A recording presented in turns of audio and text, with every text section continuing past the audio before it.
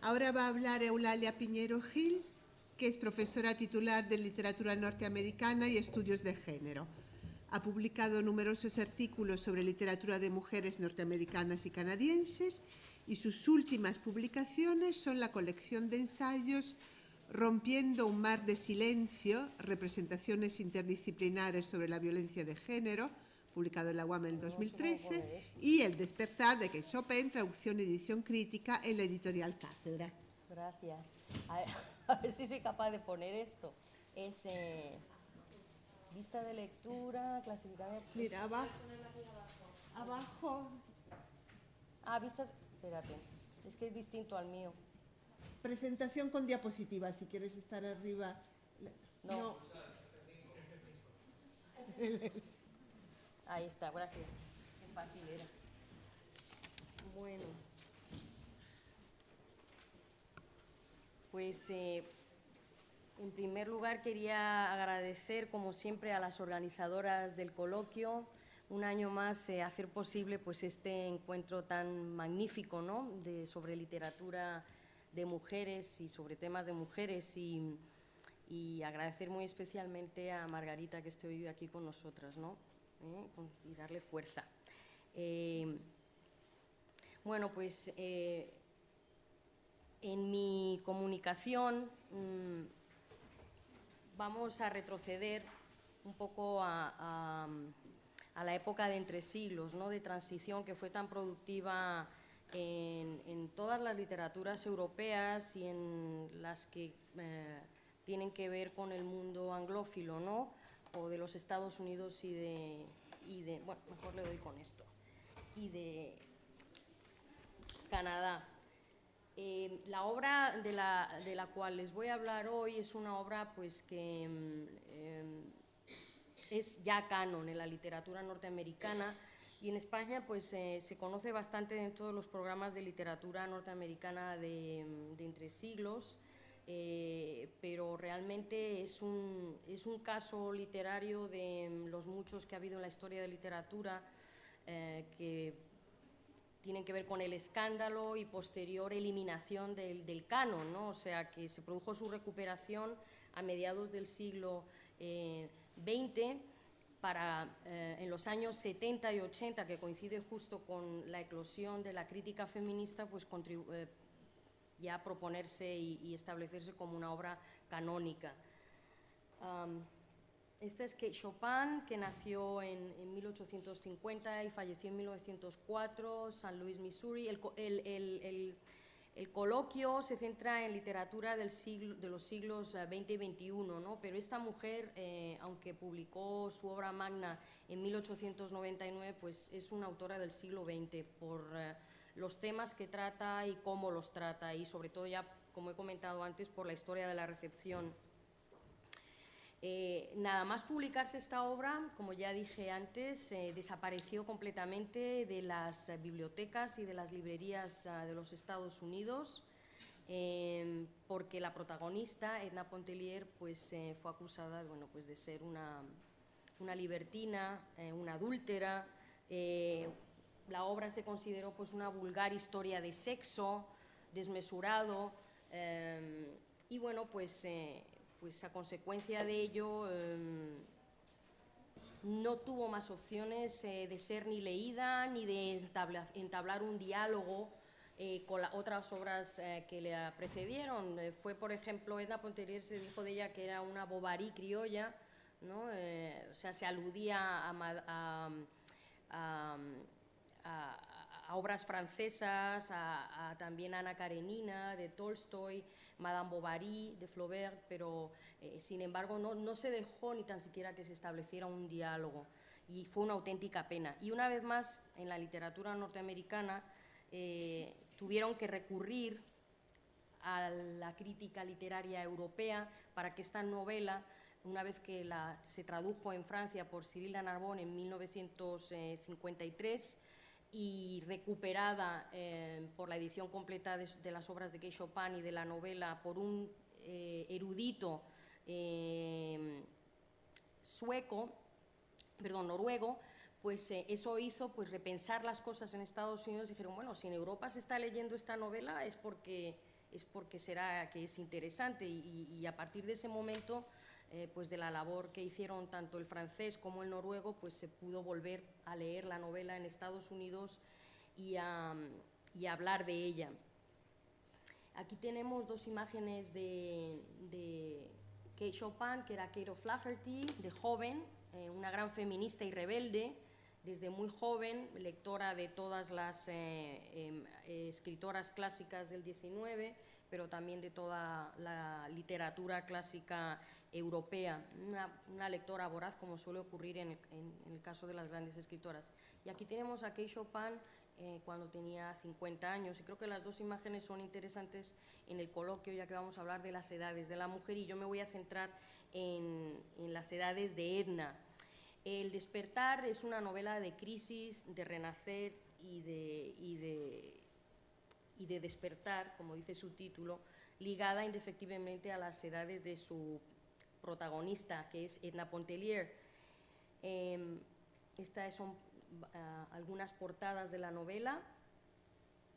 Esta es muy bonita porque realmente el renacer de Edna se produce en el mar, en la bahía de México, en lo que dicen ahora un resort, donde la gente pasaba las vacaciones, la gente del sur de los Estados Unidos y también de otras zonas.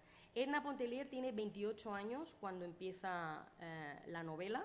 28 son los días del ciclo femenino, no es casual esta edad. Pertenece a la burguesía de Kentucky, pero vive en Nueva Orleans, en el sur de los Estados Unidos, ciudad paradigmática de hibridez racial, lingüística, donde se mezclan el inglés, el español, el francés. Esta mujer experimenta una crisis debido a que no está a gusto en su matrimonio, y la experimenta a los 58 años, es decir, la experimenta justo en su madurez, porque las expectativas de vida de una mujer norteamericana a principios del siglo XX eran de 50 años. Con lo cual, pues Edna, que tiene 28, es una mujer que está ya en plena madurez psicológica, personal, como madre, etcétera, etcétera. Es también una mujer posmaternal, en el sentido de que se replantea su papel como madre, se replantea lo que ha sido su niñez, su adolescencia desde el punto de vista amoroso, y todo ello se configura, todos estos elementos contribuyen a que entre en una crisis realmente muy profunda. La novela destaca, esta es la traducción de la novela, que me llegó largo tiempo, pero ha merecido la pena. Como decía, las reflexiones que hace Edna Pontellier sobre su infancia y sobre su adolescencia tienen que ver muy mucho con el papel que ella tiene en la familia, con su orfandad. Es huérfana de madre, eso es muy importante, y es hija de un padre maltratador que lleva a la tumba a su mujer, ¿no? Eso se dice explícitamente en la novela. Edna se convierte desde muy joven en una niña reservada, una niña observadora, una niña que analiza y una niña que vive de acuerdo a las normas sociales del mundo exterior, pero cuestiona en su interior. Esa es una de las grandes características de Edna desde su infancia. Se enamora cuando es adolescente de un oficial de caballería, fantasea con él, es idealista y realmente nunca, o sea, observa el amor. Se ha hablado hoy mucho del amor, no como una experiencia subyugante, sino que ella es protagonista de ese amor y de ninguna manera sufre con el amor, ¿no? De hecho, en esa crisis de la cual hablaré ahora con su marido, realmente ella no quiere seguir en una relación que la asfixia, que le hace sufrir.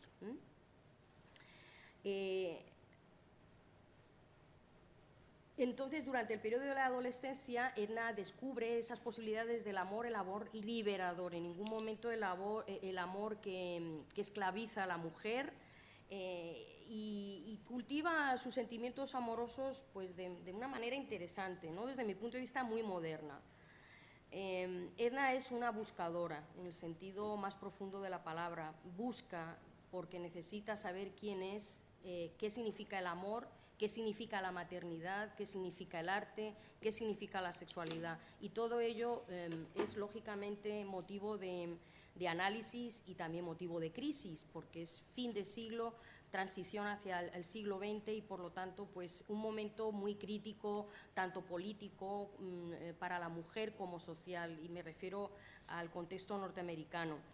Edna incluso decide aprender a nadar, algo que no estaba muy bien visto en aquella época para las mujeres, que iban a la playa pero que permanecían sentadas observando, o bueno, con los críos, ¿no? Ella aprende a nadar porque decide que necesita experimentar el agua en su cuerpo.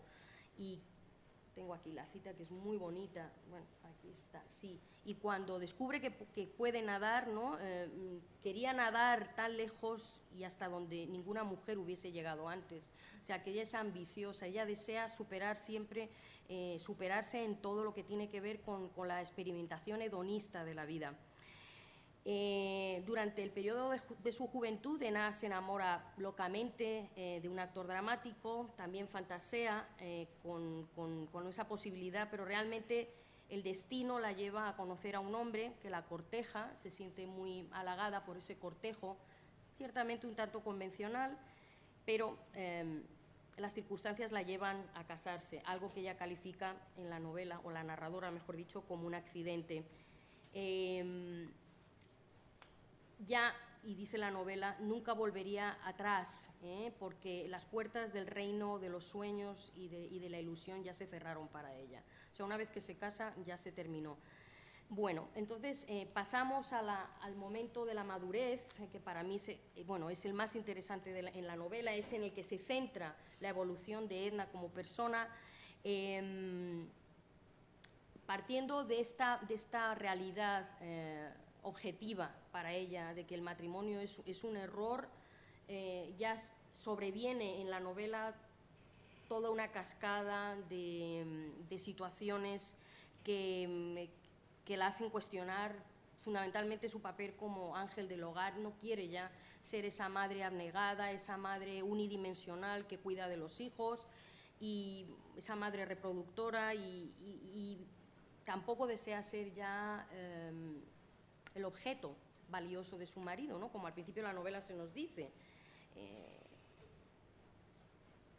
Entra en crisis, como ya dije antes, y se enamora apasionadamente de Robert Lebrun, uno de los veraneantes con los que coincide en la bahía del Golfo de México, un lugar paradisíaco, un lugar que establece un poco el paradigma de los lugares simbólicos donde Edna lleva a cabo su transformación.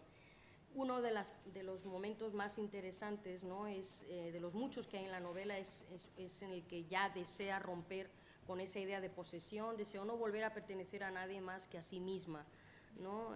Ya no soy una de las posesiones del señor Pontellier para que pudiera disponer o no de mí, me entrego donde y a quien yo elijo y deseo. De estos momentos hay muchos en la novela. Llamó mucho la atención en su momento y a mediados del siglo XX también, porque lo destacan mucho los críticos, el acercamiento tan directo que hay a la sexualidad y al amor tan auténtico, ¿no? Pero también, y eso fue lo que más ampollas levantó, esta novela, la crisis que tiene ella como madre. Son en algunas ocasiones la novela y la narradora y también la protagonista muestran una total claridad en cuanto al análisis de lo que debería ser una madre y de lo que Edna no quiere ser, ¿no? Como madre. Es decir, no quiere ser una esclava de sus hijos, no quiere ser una esclava del hogar, de ninguna manera. Y eso, claro, fue recibido pues muy mal. Se la tachó de egoísta, de indecente, bueno, las críticas fueron terroríficas. Incluso en el siglo XX también. Y sin embargo, La novela, a pesar de todo lo que dice Edna sobre su papel como madre, reafirma que ella ama a sus hijos, ¿no? Quería a sus hijos de una manera impulsiva y desigual, se sentía segura en lo que concernía a su felicidad y bienestar y no los echó de menos. Su ausencia fue una especie de alivio, aunque no deseaba admitirlo ni siquiera reconocerlo en su interior. Pareció liberarla de una responsabilidad que había asumido ciegamente y para la cual el destino no la había dotado. O sea que ahí empiezan a surgir las ideas deterministas de la mujer como madre desde el punto de vista darwinista, ¿no? Que las mujeres pues estamos dotadas para la maternidad y ello nos determina en cuanto a nuestro comportamiento y reacciones. Bueno, pues Kate Chopin, lógicamente, se revela ante todo ello a través de su protagonista, y eso que ella era madre de 5 hijos, de 6, pero bueno. Sí.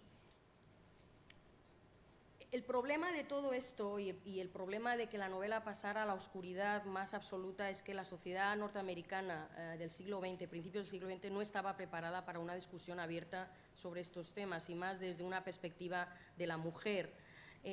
Asimismo, pues tampoco se daban las circunstancias adecuadas para hablar sobre la sensualidad femenina, el deseo físico, hablar sobre el matrimonio, el amor y la sexualidad, que en la novela quedan totalmente y clarísimamente definidos. Una cosa es el amor, totalmente desligado del matrimonio, otra cosa es el matrimonio, que es la institución, y otra cosa es la sexualidad, que no tiene que ver con ninguna de las dos, ¿de acuerdo? Y en la novela quedan totalmente claramente representadas.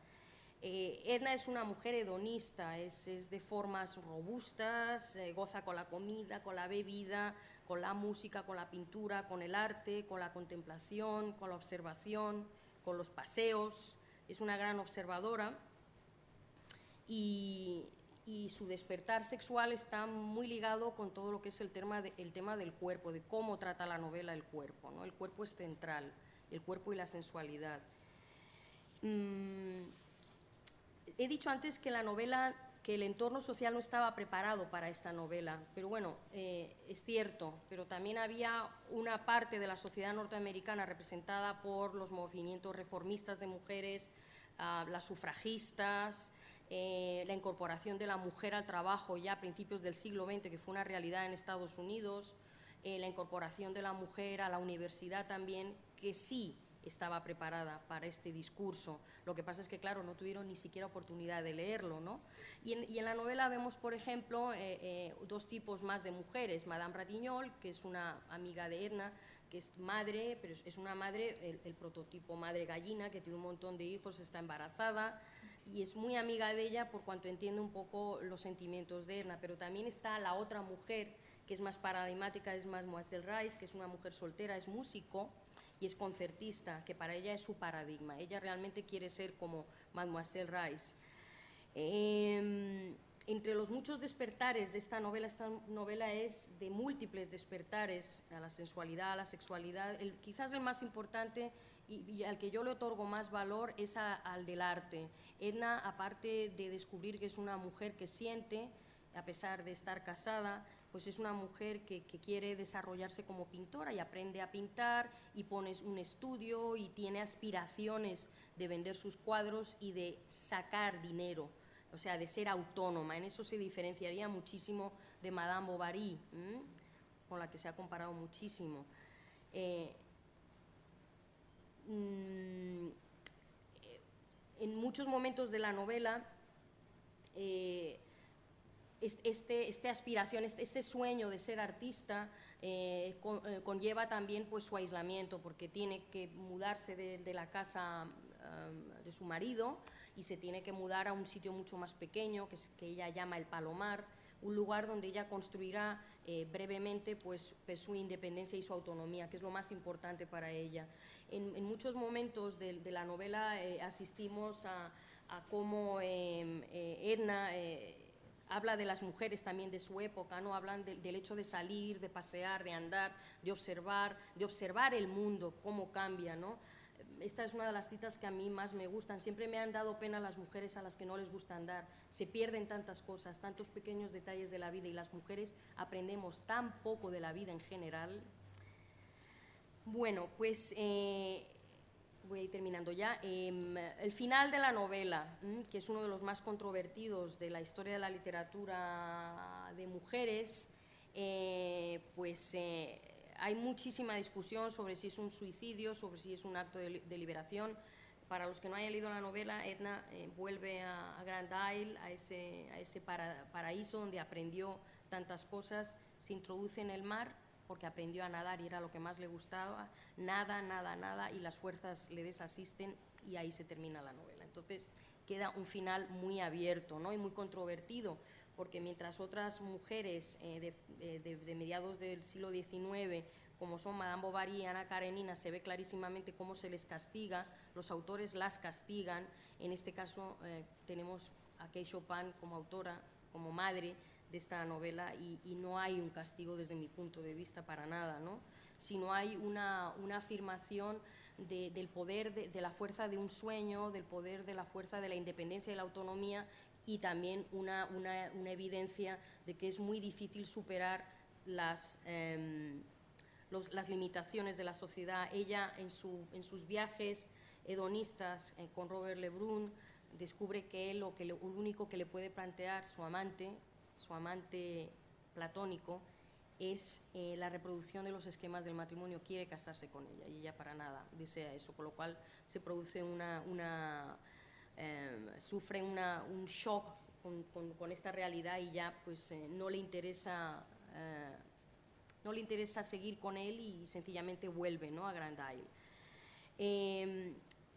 Yo creo que, y para concluir, que la evolución que se produce de Edna Pontellier en la novela y de las edades de Edna nos lleva a pensar que las mujeres de principios del siglo XX, ¿no?, cuya expectativa de vida era sustancialmente más corta que las de ahora, pues tenían una vida bastante circunscrita al ámbito del hogar, que Edna Pontellier es un paradigma literario que rompe con todo eso, que es protagonista de un esquema disruptor en su momento, que la lleva a un final, ¿no?, un poco determinado o determinista desde mi punto de vista, pero por otro lado pues también es como el ave fénix, ¿no?, busca nadar donde nadie había llegado hasta ese momento.